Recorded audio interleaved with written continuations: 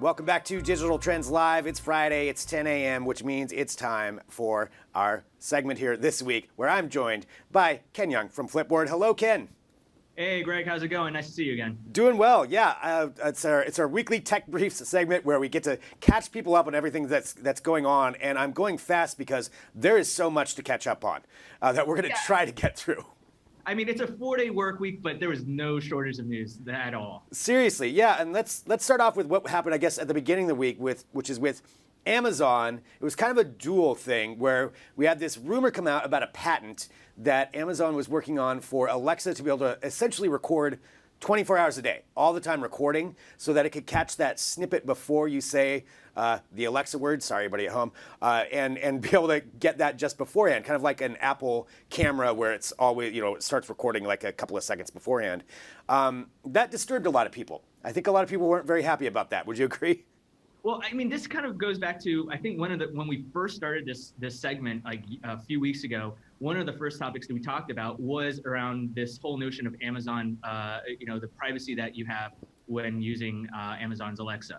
So to quick recap, it turns out that some employees had access to your conversations, and Amazon said that they were using those conversations to help train the algorithm so that Alexa becomes smarter, more intelligent, and is able to recognize these things. Now, what's happened now in terms of this new patent that was recently revealed, that was discovered rather, was that Amazon's now looking to do what the equivalent of what we have with live motion photographs on iPhone and on Android, is that it's going to be able to capture, Amazon wants to capture the conversation, whatever happens like seconds before you utter the words, "Hey Alexa." Again, sorry to those that have an Echo device.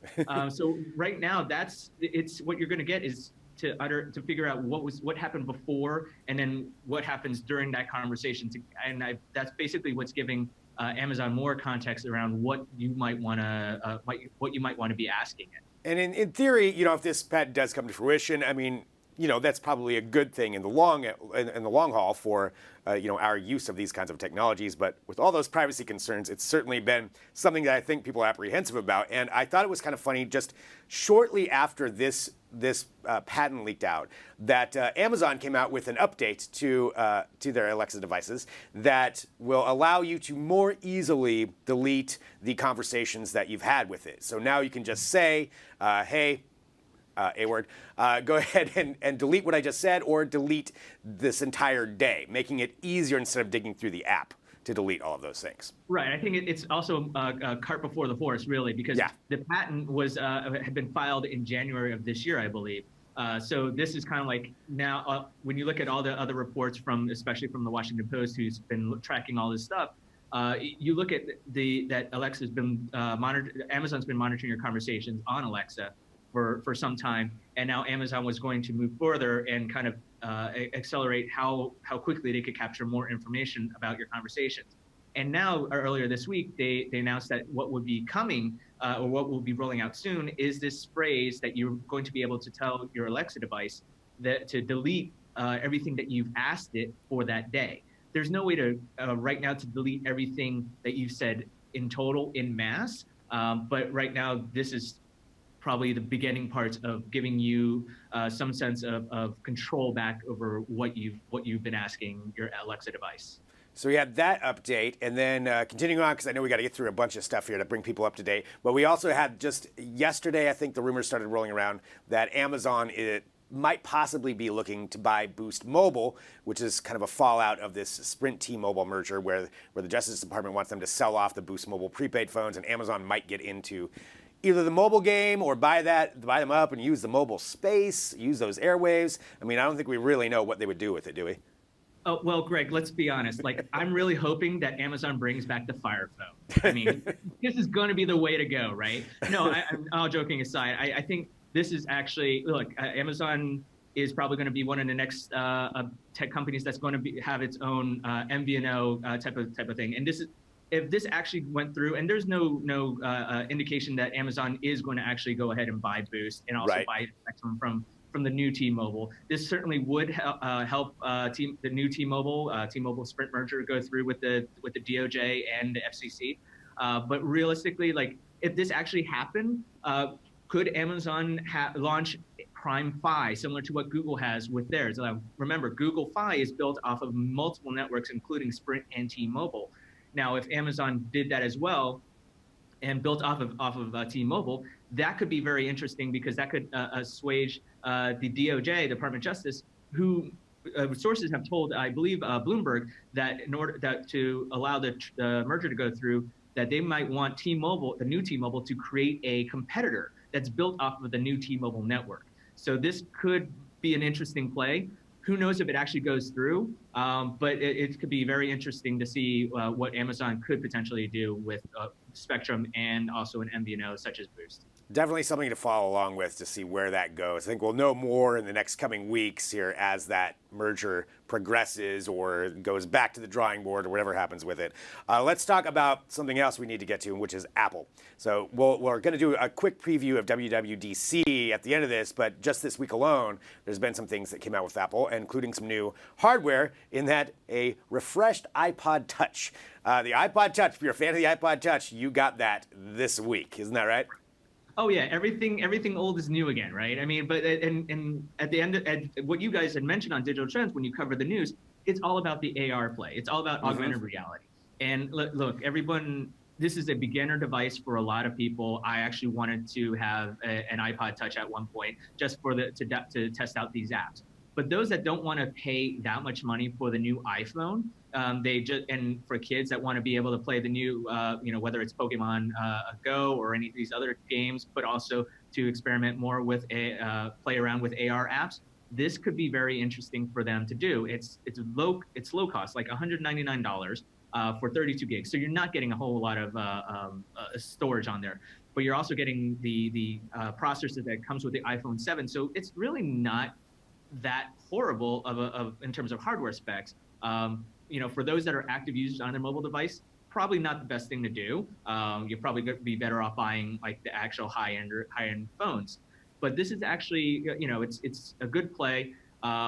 Whether or not it's, those that are claiming Apple is no longer innovating or Apple still has a cause for that, even that's up for debate. I'm not going to argue about that right now. Right. But I think, it's kind of an interesting spin and a move for Apple to kind of really further explore the potential for AR. And likely we might see more AR developments at WWDC's keynote next Monday. Yeah, which I would really like to see some more AR. I love that side of things. Let's just move along here and actually start talking about leading up to WWDC. So there's one rumor that came out today, and we'll get into it, about iTunes maybe going away. But before that happens, there's an iTunes lawsuit that is going on right now that was launched regarding them selling your playlists to third parties who are then using it for highly targeted marketing, which doesn't play in well for Apple's whole play of being the secure service where your data is secure. I mean, they go after Google, they go after everybody about that. And right. This isn't really the best look right before WWDC.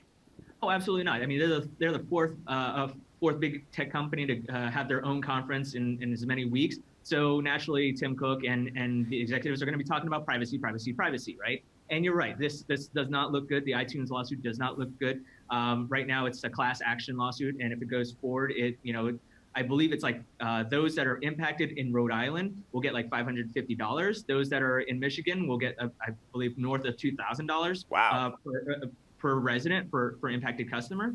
Now, this also comes on the heels of Elizabeth Warren going up against Apple. I mean, she believes that Apple should be broken up. She believes that it has a monopoly. And you look at what Spotify and other companies are claiming Apple has with the iTunes, with the App Store. They believe it's a monopoly. It's uncompetitive.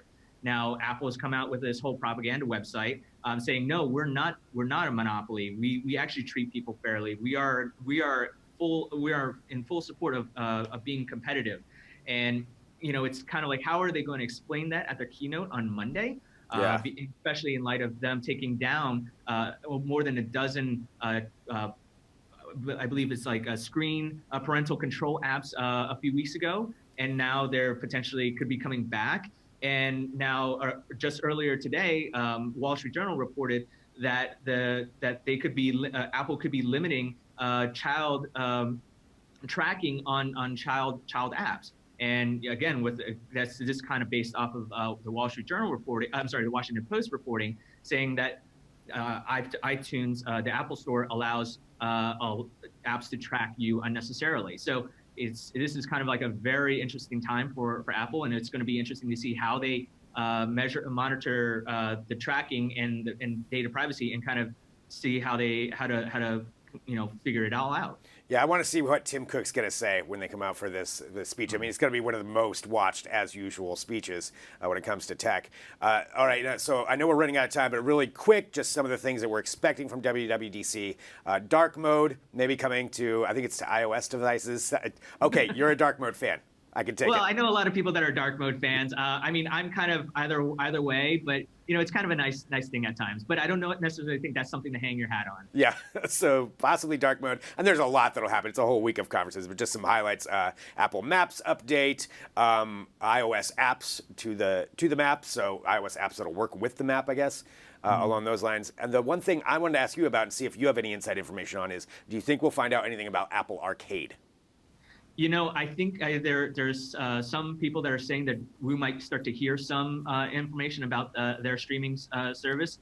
I don't know. I mean, granted that E3 is just right around the corner after, like literally next week or actually coincides with WWDC. They may want to wait for E3 to announce more information around Arcade. But we might start to hear some stuff through the actual individual sessions versus actual keynotes themselves. But what will be interesting is that we will probably hear more information about how to use iOS apps on Macs. Also seeing more Apple Watch dependent apps versus having them relying on you having an iPhone on hand while using an Apple Watch. So that'll be kind of interesting. A lot more health tracking apps as well. So I mean, just watching your previous segment earlier, talking about recapping what could be happening at WWDC. I mean, there's a lot of information to happen in the span of a week. So much. And one final thing I just want to add in as we're wrapping up is I mentioned iTunes, that there's something with it. iTunes may be breaking up into 3 different apps. So a music app, a podcast app, and a TV app. So that's something else to follow along with. But I know we're out of time. As usual, this segment just flies by, and we try to pack in as much as we can to keep people up to date. And Ken, as always, it's so nice to talk to you. Have a great weekend. Looking forward to finding out what's going on next week. All right. Sounds good. All right.